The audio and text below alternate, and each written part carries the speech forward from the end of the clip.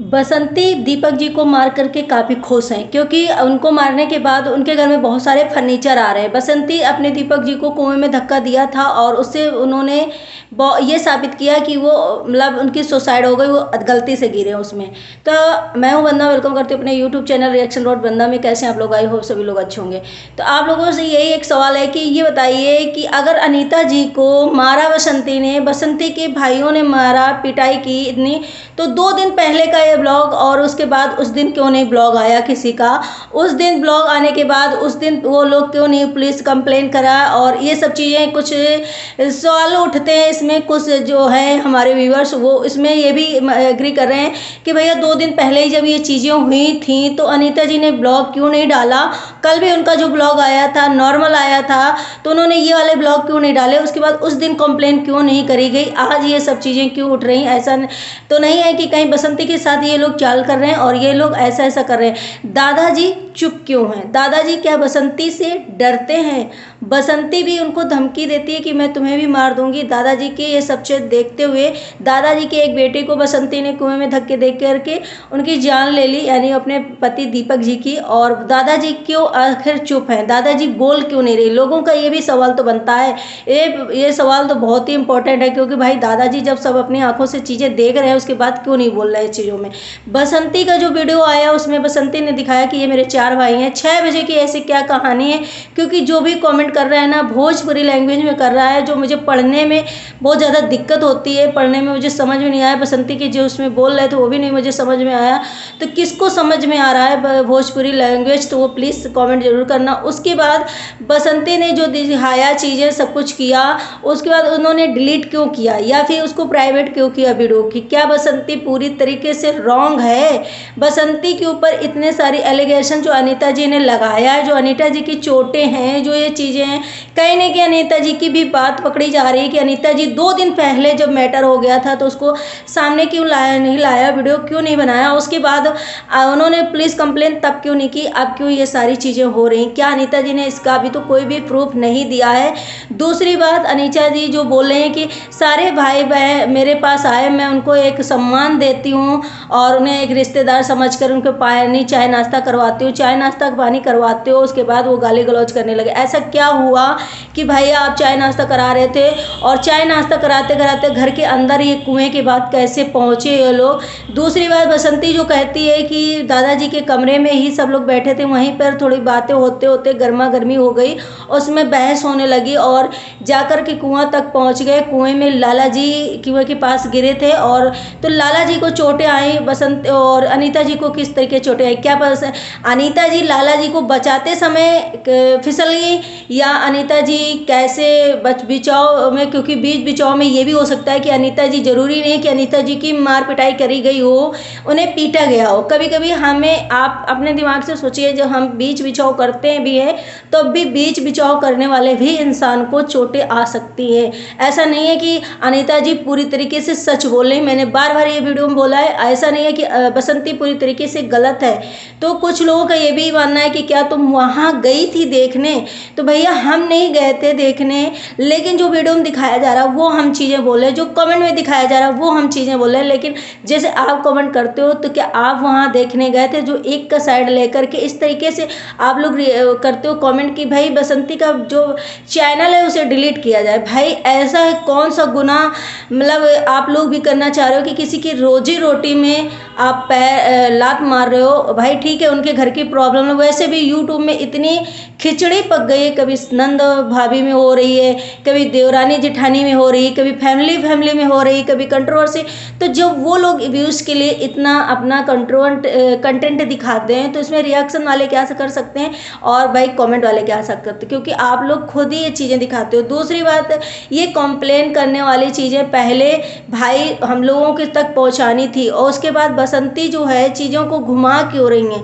थोड़ी सी बसंती की हम ये चीज़ें पकड़ेंगे, क्योंकि बसंती ने बताया उसी समय 6 बजे की जो बातें बताई, चारों भाई भी मौजूद हैं और बसंती जो चीज़ें बोल रही थोड़ा थोड़ा कहीं ना कहीं झोल लग रहा है, इधर अनीता जी की भी बातों में कहीं कहीं झोल लग रहा है। ऐसा लग रहा है कि अनीता जी भी झूठ बोल रहे हैं और बसंती भी चीज़ें झूठ बोल रहे हैं, लेकिन यहाँ पे दादाजी और मोहल्ले वाले जो लोग हैं वही सही बयान करेंगे।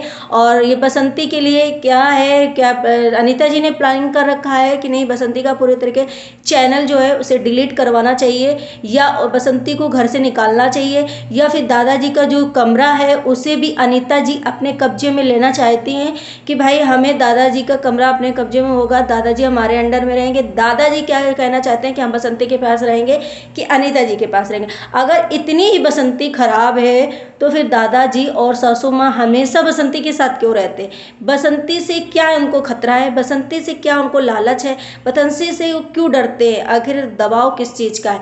या फिर अपने मन से वो दादाजी उनके पास रहना चाहते हैं? क्यों अनीता जी के पास दादाजी नहीं आना चाहते हैं? बसंती से ऐसा क्या है उनके अंदर जो बसंती से वो डरते हैं? जो दादा, इसमें एक सवाल भी उठता है, आप लोग समझ सकते हो कि इसमें सवाल उठता है। इसमें जाहिर सी बात है कि भाई दादाजी हमेशा अनीता जी के पास क्यों नहीं आना चाहते हैं, अनीता जी के पास क्यों नहीं रहना चाहते? कुछ तो रीजन होगा इसमें, कोई तो रीजन होगा जिससे कि इस सिचुएशन में भी दादाजी उनके पास नहीं आ रहे। इधर अनीता जो बसंती है अपने हस्बैंड दीपक को मारने धक्का दिया कुएं में, जैसे सब लोग बोल रहे हैं। मैं उनके घर में जैसे नहीं देखने गई थी जैसे आप लोग बोलते हो, लेकिन जैसे सभी लोग अभी तक 6 महीने से यही बोलते जा रहे हैं कि बसंती ने ही दीपक को धक्का दिया था कुएं में, क्योंकि दीपक दारू पीता था और घर में कलेश करता था, जिसकी वजह से बसंती ने उसे धक्का दिया कुएं में। और जब वो दीपक की जान चली गई तो बसंती ड्रामा करने लगी और व्यूज में कमाने के लिए रो रो के वीडियोस बनाने लगी। उसके बाद उसके घर में इतने सारे फर्नीचर आ रहे हैं, कहीं अलमीरा आ रही है, कहीं फ्रिज आ रही है, कहीं कुछ आ रही है। क्या बसंती चाहती थी कि दीपक जी मरे और हम ये चीज़ें ले? दीपक जी के सामने ऐसा नहीं कर पा रही थी क्योंकि दीपक जो है बहुत ज़्यादा घर में लड़ाई कलेश बहुत करते थे और वो ड्रिंक भी बहुत करते थे। ड्रिंक की वजह से शायद बसंती उनसे बहुत परेशान थी और उनकी ये सब मिल करके साजिश करी और दीपक को कुएं में धक्का दिया, उनकी जान चली गई, जिससे कि बसंती को काफ़ी मतलब अच्छा लग रहा है अब उनके ख़त्म होने के बाद। लेकिन इधर अनीता जी के पास ऊपर भी बसंती बहुत जलती है और उनके यूट्यूब से जो इनकम आती है, यूट्यूब से जो इतना बढ़ रही हैं उनके उसमें बसंती जो है अनीता जी के ऊपर जलती है, जिसकी वजह से उसने ये कांड किया। यहाँ भी एक सवाल मैं और पूछूंगी कि क्या बसंती इतनी बड़ी क्रिमिनल है? क्या बसंती इतनी मतलब वैसी पावरफुल लेडी है कि वो इतने कांड कर लेगी और बच जाएगी? क्या वो सब प्लानिंग के साथ करती? क्या वो सच में ऐसा काम करती, या फिर ये दुर्घटनाएं अपने आप हो रही या फिर किसी मतलब कारणवश हो रही हैं तो बसंती का नाम दिया जा रहा है? आप लोग जरूर कमेंट करना। मैं नहीं कह रही कि अनीता जी पूरी गलत है, मैं नहीं कह रही बसंती पूरी गलत है। आप लोग वीडियो पहले पूरा देखें, उसके बाद सुने, उसके बाद आप कोई अपना रिएक्शन या कोई कॉमेंट करें, क्योंकि आप लोग बिना वीडियो देखे कुछ भी कमेंट करके चले जाते हैं। लेकिन मैं यहाँ पे इतना शातिर, इतना दिमाग मैं नहीं सोच रही थी जैसा, लेकिन अगर बसंती ने ये चीज़ें करी है तो बसंती को बहुत, जैसे सब लोग बोल रहे हैं ना, बसंती को बहुत बड़ी पनिशमेंट मिलना चाहिए, बहुत बड़ी सज़ा मिलनी चाहिए, क्योंकि वो किसी के भी साथ ऐसा जो है घटना कर सकती है। वो अपने बच्चों के भी साथ कर सकती है, दूसरे के भी साथ कर सकती है। इसलिए बसंती अगर ऐसा बसंती ने किया है तो उसके लिए एक्शन लेना जरूरी है, लीगल एक्शन लो, पुलिस कंप्लेन करो, जो कुछ करना है वो बसंती के लिए होना चाहिए। लेकिन बसंती की भी राय पुलिस को या हम लोग को जानना बहुत ज़रूरी है कि बसंती आखिर कहना क्या चाहती है। बसंती अगर इतनी दिमाग की तेज है क्या, जो वो वीडियो के सामने तो ऐसी बातें ही करती है कि ऐसा लगता नहीं कि वो बहुत शातिर महिला है जो इतने षड्यंत्र करके किसी की जान ले लेगी, किसी की कुछ करेगी। अगर यही चीज़ें हो रही तो भैया कुएं को जल्दी से जल्दी बंद कराओ और बसंती के लिए एक्शन लो। अगर बसंती ने नहीं किया है तो भाई ये भी चीज़ें बहुत गलत है कि किसी को बेसहारा को किसी का चैनल बंद कराना, किसी को घर से बेदखल करना, किसी के बच्चों की रोटी रोटी में ये हार्म पहुंचाना गलत बात है। अगर बसंती नहीं गलत है तो ये भी चीज़ें, क्योंकि कहते हैं ना कि कभी भी किसी का हक मारो या कुछ करो तो वो फलता नहीं है। जो बसंती के साथ अगर कुछ गलत हो रहा तो वो भी, मैं दोनों तरफ की बातें कर रही हूँ, मैं एक तरफ की कोई बात नहीं शेयर कर रही हूँ ना, मैं बोल रही हूँ। जो मैं कमेंट में जो चीज़ें दोनों मैंने चैनल में देखी वो मैंने बताई। बसंती ने वीडियो अपने अपना प्राइवेट क्यों किया। बसंती को वीडियो डालना चाहिए। और अगर इतनी सब चीज़ें हैं, कुछ लोगों की ये भी मानना है कि भाई अनीता जी जब दिल्ली में थी तब बसंती ने उनकी झोपड़ी वगैरह सब गिरा दिया था। बसंती बहुत ज़्यादा अनीता जी से जलती है।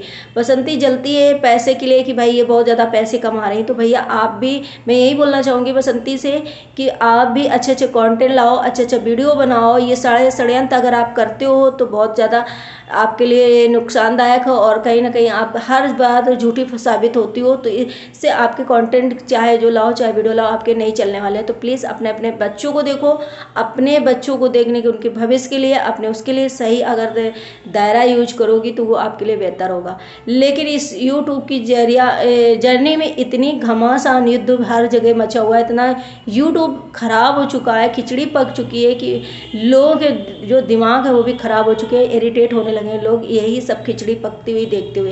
तो आई होप तो आप लोगों को वीडियो पसंद आया, अगर पसंद आया तो लाइक एंड सब्सक्राइब करिएगा और बताइएगा कमेंट करके कि क्या सच मैंने बोला। और वीडियो में ऐसा कमेंट करो आप लोग कि जो मुझे भी अच्छा लगे। अगर मैं किसी के घर में देखने नहीं जाती हूँ तो आप लोग भी नहीं देखने जाते हो, आप भी कमेंट के थ्रू ही बातें करते हो। कमेंट के थ्रू तो एक लोगों का साइड लेते हो ना, तभी तो कमेंट करते हो आगे। अगर हम एक का साइड लेते हैं, लेकिन मैंने यहाँ पे एक का साइड नहीं लिया है बिल्कुल भी। तो ये ध्यान में रखते हुए और कमेंट भी बहुत अच्छा पॉजिटिव किया करें ताकि दूसरे को भी अच्छा लगे। दूसरे घर में आपके एक कमेंट से कोई कलह कलेश ना हो, किसी का मन ना खराब हो, उसको ध्यान में रखते हुए कमेंट जरूर करें। तो bye bye, take care, thank you so much everyone.